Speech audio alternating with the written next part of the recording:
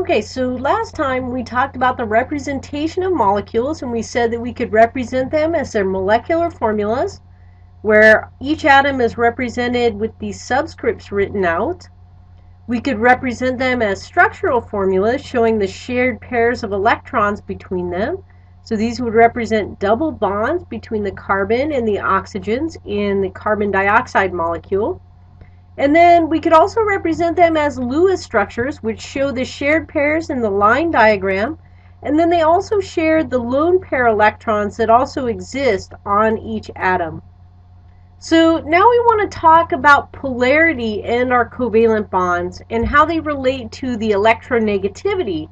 So remember, we can have polar covalent bonds and we can have nonpolar covalent bonds. And we said that that's based on electronegativity difference between the atoms that are involved in those bonds. So if the atoms are identical, as in things like hydrogen gas or chlorine gas, when chlorine is bonded to itself, the electronegativity is going to be the same for each atom. If you subtract these, it's always going to be 0. And so these are going to be the bonds that are going to share their electrons completely equally. They have equal attraction for each of the atoms because they have the same electronegativity or same attraction for those electrons. However, if the atoms are not identical, for example, as in the hydrogen and the chlorine bond, the bonding electrons are going to be attracted more strongly by one atom than by the other, and they're going to be shared unequally. So such bonds are going to be known as polar covalent bonds. And we tend to indicate the polarity at the breakpoint of an electronegativity difference of 0.5 or above. So anything that has the electronegativity of 0.5 or above is going to be considered a polar covalent bond. If it's 0.5 or below, we typically are going to say that it's going to be nonpolar in nature. So our least polar are going to be 0. And then up to 0.5, we'll say it's mostly non-polar character. They're going to share pretty equally between each other. After that point, you get to the point where the more electronegative atom is going to have the electrons more of the time, and it's going to start creating those poles within the molecules to give you a polar covalent bond. So when our charges separate in a neutral molecule, the molecule is going to have a dipole moment, and it's said to be polar. So in this case, the electronegativity difference between the chlorine and the hydrogen is great enough, I think it's about 0.9, that the chlorine is going to hog the electrons more of the time from the less electronegative hydrogen atom. And this creates permanent poles then within this molecule. This pole, or this side of the molecule, is going to be negative more of the time, and this side of the molecule is going to be the positive pole. So the delta symbols again represent that you have partial charges, not full ones, because the electrons are still being shared with the hydrogen. They haven't been completely donated to the chlorine atom. So in our HCl molecule, which we saw also acts as an acid in solution, it will break apart and form the fully ionic components. So again, we've got a spectrum between polarities. If we just look at electronegativity difference, this 0.9 would indicate that we've got a polar covalent bond that's being associated here. But if we put HCl in water, it does fully dissociate and start to act ionic in nature. So hydrogen, again, is one of these weird exceptions to our electronegativity rule, and that hydrogen can have both covalent bonding character to it, but it also can have ionic bonding character to it, which is why it's typically placed with the alkali metals. So again, our definition of electronegativity is the ability of an atom to attract electrons to itself. The more electronegativity, or the higher the electronegativity value, the more strongly the atom can attract electrons to itself. So again, fluorine is the most electronegative element, and it's assigned a value of 4. And so our less electronegative atoms are assigned lower value units. And so you've seen this diagram already that indicates the electronegativity of each of these atoms. And the electronegativity difference then is going to help you determine whether or not you have a polar covalent molecule or a non-polar covalent molecule. So when you start having larger molecules, you have to actually evaluate the polarity of the entire molecule. So the entire molecule can be polar if electrons are attracted more strongly to one part of the molecule than to another. And so you have to start evaluating shared pairs within the molecule to determine if you have this kind of polarity. The molecule's polarity is due to the sum of all of the individual bond polarities and to the lone pair contribution within the molecule. So those lone pair electrons add negativity to the molecules or the atoms that have lone pairs. So polarity has a dramatic effect on the physical properties of the molecules, particularly on things like the melting points, the boiling points, and the solubility. And that's because of the intermolecular forces that start to develop. Our ability to get things like hydrogen bonding or attraction between the molecules that hold them together. If you have polar molecules, those partial charges are attractive to the other molecules that are in the solution. And they will cause things like increases in melting points and increases in boiling points because the molecules are more strongly bonded to each other. They don't want to let them go into the other states. So dipoles or polarity are represented by an arrow that point to the negative end of the molecule. So in our water molecules, a good example, we've got dipoles that form over the oxygen atom, the negative portion of the dipole, and the positive portion of the dipole is occurring at the hydrogen end of the molecule. And so we represent our dipole moment moving through this molecule with an arrow that has a cross to it. The cross represents the positive side, and it's pointing to where the negative end of the molecule is. So our water molecule has an overall dipole moment that's pulling it this way in the molecule. And so we've got negative occurring over on this side, positive occurring on this side of the molecule. If we have chloromethane, where we've got a carbon atom that's got 3 hydrogens on it and 1 chlorine, the chlorine is actually more electronegative than this carbon, and it's forming a dipole portion of the compound, and it's electron withdrawing, and it's pulling electrons in this direction.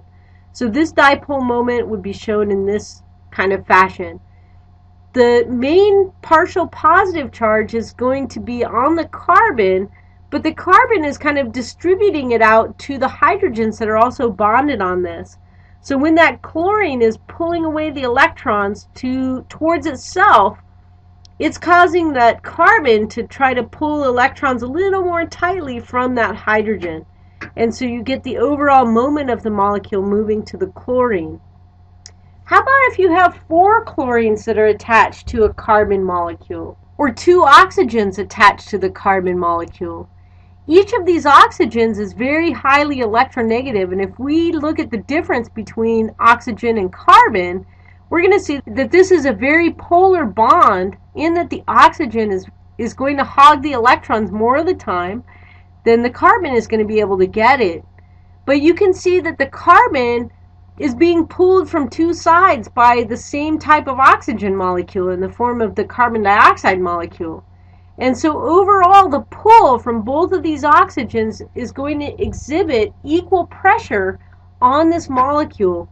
And so the overall molecule has a net zero polarity because they counterbalance each other, and they negate the effect of each other because they're both pulling electrons equally. It's like an equal tug-of-war on that carbon. And so the electrons actually are equalized to, there's no net polar gain to one side or the other side. They share the electrons equally in this case because they have equal electronegativity to each other. The carbon's just kind of the middleman in this case. Same thing with the carbon tetrachloride. Each of these chlorine atoms is pulling the electrons with an equal extent to all the other chlorine atoms, and so they end up negating each other. So even though these individual bonds have a high enough electronegativity difference that they would get a partial negative and a partial positive on the chlorine. Because you've got opposite charges pulling on this molecule, the carbon doesn't have a net effect of donating or sharing its electrons unequally with any of these specific chlorine atoms. And so because you've got equal and opposite charges pulling on that carbon atom, there's a net zero polarity. So overall, these are very non-polar molecules, even though they start off with these individual bonds that have high electronegativity differences. So overall, just because a molecule has polar covalent bonds, it doesn't mean that the entire molecule is going to be polar. You can still have entire molecules that are very non-polar in nature that contain individual polar covalent bonds. The overall polarity of molecules then are going to affect their solubility. So what do we mean when we say solubility? Solubility is the ability of two different things to come together and mix together and stay mixed. So we know some things that are not very soluble in each other, like oil and water don't tend to mix, they tend to separate. So if you have like a vinaigrette salad dressing, for example, and you've mixed vinegar that's in water with olive oil, for example, you know that you have to shake that up really well before you put it on your salad, or else you'll just get the oil component coming off on your salad. You won't have mixed in the vinegar containing water solution. So for solubility, substances that have similar polarities tend to mix well together. So two nonpolar items will mix very well, or two polar items will mix very well. But the nonpolar things do not tend to mix very well with polar things. So salt dissolves very readily in water. Both are very polar in nature. The salts are extremely polar. They're so polar that they're ionic in nature. They have full charges at the edges of their molecules. They're as polar as you're going to get. So salts, if they are soluble, will readily dissolve in water. Some salts, because they're fully charged, are so strongly attracted to each other that the water molecules, which is only polar in nature and has partial charges, cannot get in between those bonds and dissolve them. So some salts are so polar that they aren't pulled apart by the water molecules. So other molecules have high nonpolar characteristics, like kerosene is large stretches of hydrocarbons. These can be used to clean and cut grease off of hands because grease is largely a nonpolar molecule as well. Although it's not recommended for health reasons, because kerosene can also be damaging to the body as it integrates into the core structure.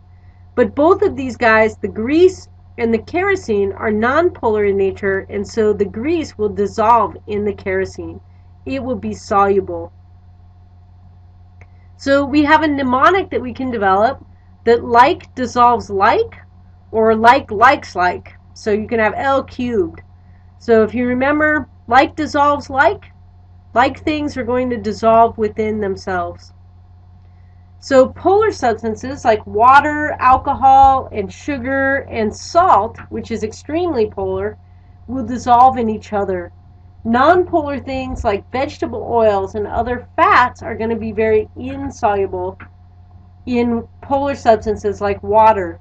They will be very soluble in each other. So vegetable oils and fats coming together will be very soluble. So now we're going to take an opportunity to predict whether things are going to mix or separate.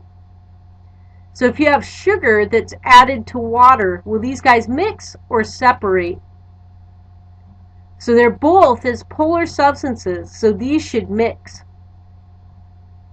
How about if a salt is added to vegetable oil? So we've got extremely polar mixing with extremely nonpolar. These should separate. How about alcohol when it's added to vegetable oil? Alcohol is listed up here as a polar substance, vegetable oil nonpolar. These should separate. How about if fat is added to water? Are fat very nonpolar? Water very polar? These should also separate. So you get the idea that like dissolves like, and things that are unlike in their polarity do not dissolve in each other. They're going to separate rather than mix together. So we'll stop this section here, and next time we'll talk about naming our covalent compounds.